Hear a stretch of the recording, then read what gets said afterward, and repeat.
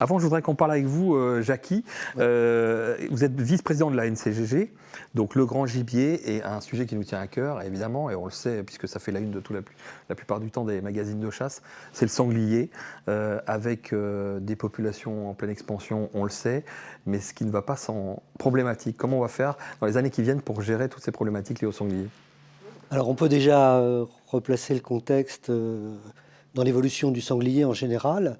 On sait que dans les années 80, c'était 70 000 sangliers de prélevés en France et on dépasse aujourd'hui les 800 000 sangliers, voire 850, voire 900. Enfin, ce sont les prévisions qui vont arriver. Donc forcément, toutes ces populations qui se sont développées, ça pose des problèmes de dégâts, bien entendu, mais ça pose aussi des problèmes dans le périurbain, puisque ces animaux-là, qui sont très intelligents, eh ben, ils vont aller se cacher là où ils sont tranquilles. Alors, est-ce que le milieu périurbain, on va se cacher parce qu'on y est tranquille, ou c'est le milieu périurbain qui a rongé un peu, rogné sur l'habitat du sanglier? Alors je crois que c'est un petit peu des deux, hein. Il faut reconnaître que les habitations s'étendent sur la campagne et qu'on utilise l'espace des animaux, c'est clair, hein, c'est la société est comme ça. Mais il y a aussi les sangliers qui sont de plus en plus nombreux, il faut qu'ils trouvent à manger. Et quand ils ne trouvent plus à manger, ils se rapprochent des villes, là où ils peuvent éventuellement trouver quelque chose. C'est assez complexe parce que la régulation là devient évidemment moins facile. Tout à fait. On a la problématique aussi de l'acceptation par la population et les problématiques aussi finalement de cohabitation entre le sanglier et l'humain. Tout à fait, c'est un problème. Bon, les gens peuvent avoir peur des sangliers, il y en a qui les nourrissent. Alors ça, c'est encore autre chose, parce que ceux qui les nourrissent, ils vont dans le mauvais sens, parce qu'ils incitent les sangliers à rester là. Alors ce qu'il faudrait faire, au contraire, c'est leur faire peur pour qu'ils quittent les villes et qu'ils ne provoquent pas des accidents, parce que ça peut être aussi ça. Ça peut être soit des sangliers qui attaquent la population, c'est arrivé, hein, c'est déjà arrivé. Ça peut être soit des accidents de véhicules, alors même si ça arrive en campagne, ça peut aussi arriver en ville. Et donc, il ne faut surtout pas les nourrir, quoi. C'est la première chose. Oui. Qu'est-ce que vous promouvez, vous, au sein de la NCGG par rapport à la gestion du sanglier? Parce qu'il y a eu des actions de gestion, on va dire, qui pendant des années ont dit on ne tire pas les sangliers au-delà de tant de kilos, et on a même des territoires sur lesquels il y avait des amendes pour faire proliférer le sanglier. Absolument. Et aujourd'hui, on est face à Mais cette situation. on était dans une autre époque où les chasseurs cherchaient aussi à avoir un petit peu de sanglier parce que c'est un animal agréable à chasser, qui se défend bien, qui est très intelligent, etc.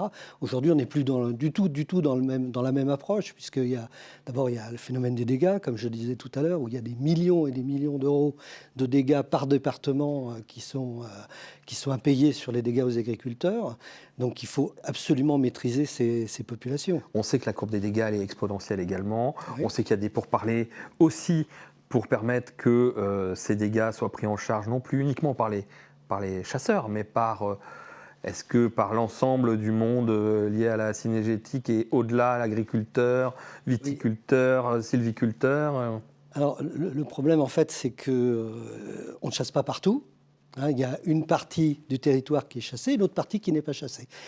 Et le sanglier très intelligent trouve très bien les endroits où il ne va pas être chassé et où il va pouvoir se reproduire, vivre en toute tranquillité, et puis aller commettre ses dégâts la nuit. Il ressort de tout ça et il va dans les cultures notamment. Et alors là se pose la question de savoir, c'est, puisque ce n'est pas chassé, puisque les chasseurs n'y ont pas accès, est-ce que c'est finalement aux chasseurs de payer? Certains disent que non. Maintenant, ça présente aussi un certain danger, il faut être honnête. Si on arrête de payer, on arrêtera d'avoir tous nos droits. C'est du donnant-donnant? C'est un petit peu du donnant-donnant. Il faut faire très attention. Moi, je pense qu'il faut être très prudent sur ce type de raisonnement. Ouais. Alors, je vais poser une question, je suis sûr que ça va faire bondir certains, mais qui tire profit du sanglier aujourd'hui? Parce que on sent qu'il y a à la fois cette volonté de chasser, évidemment, et qu'on promeut et autres, et en même temps, il y a une volonté, parfois, certains territoires, de vouloir faire croître les populations de sangliers à outrance pour pouvoir faire payer des actions, faire payer des territoires très chers. Tout à fait. Alors bon, la NCGG, ce n'est pas la philosophie de la NCGG. Hein. Ça, clairement, la NCGG, ce qu'elle veut, c'est une chasse naturelle. Hein. Donc, pas de nourrissage.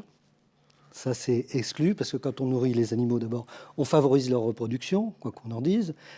Certes, Quand il n'y a pas de belles glandées, on peut aider à ce que ça passe mieux l'hiver. Mais finalement, puisqu'on n'arrive pas forcément partout à maîtriser les populations de sangliers, est-ce qu'il ne faut pas se servir des hivers rigoureux pour régler un petit peu le problème de façon naturelle?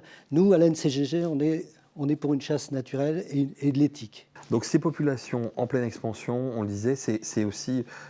Est-ce que certains en tirent profit? Parce qu'on fait augmenter le nombre de sangliers, on va forcément augmenter les tarifs des baux de chasse, certaines actions de chasse.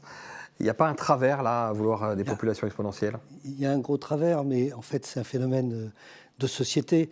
Les chasseurs, ils chassent, ils veulent avoir du gibier. Les vendeurs de chasse, ils veulent leur fournir du gibier. Et c'est en fait c'est une mauvaise roue qui tourne. Et bon, nous on n'est pas du tout dans ce sens-là. Ce qu'on souhaite, c'est maîtriser les dégâts. Et maîtriser les dégâts, ça passe par la régulation des sangliers. Et la régulation, c'est pas de consigne de tir, par exemple, et c'est aussi une diversification des modes de chasse. C'est-à-dire qu'on a vu les limites de certaines chasses en battue, où d'abord les animaux peuvent se regrouper tous ensemble, de très grosses compagnies. Ils vont passer au poste, le chasseur, il va en tuer un, pour le mieux, il en tuera deux, mais les 28 autres, ils vont passer et ce sera terminé. On avait fait la promotion, souvenez-vous, des traques à fût, de tous ces systèmes qui permettent effectivement d'associer aussi des chasseurs à l'arc. Des chasseurs à l'arc. C'est un sujet important, je pense qu'on reviendra notamment dans cette émission sur les dégâts de gibier. On aura l'occasion de se revoir.